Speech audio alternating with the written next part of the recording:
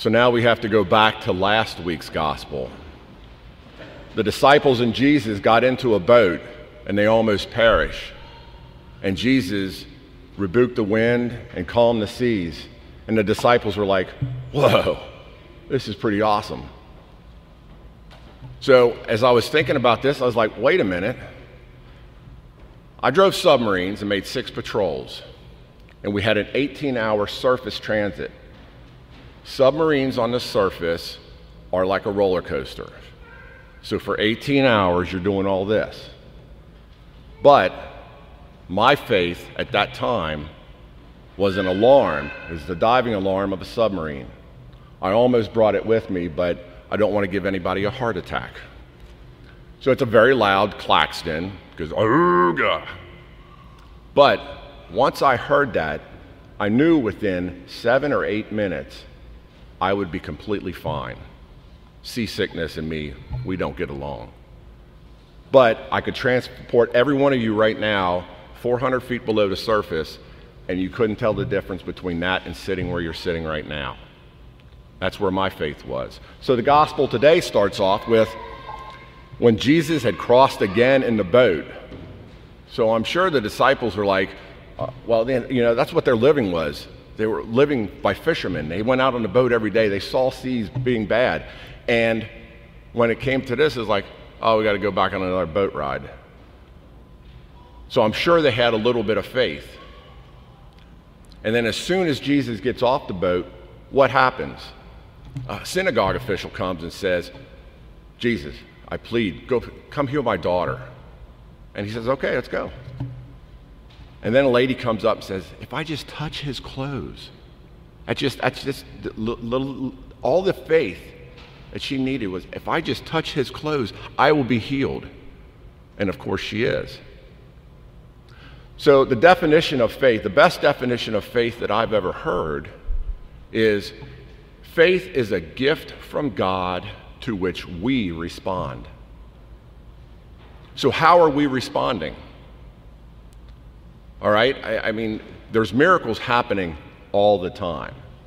If you don't believe me, go visit Mother Seraphina and the Franciscan Daughters of Mary. She'll say, we're giving out pizza today. And they'll have 100 pizzas in the box. And they'll give out 400 pizzas. I mean, there's little miracles happening all the time. These things absolutely happen. Jesus is still alive and well and living in today.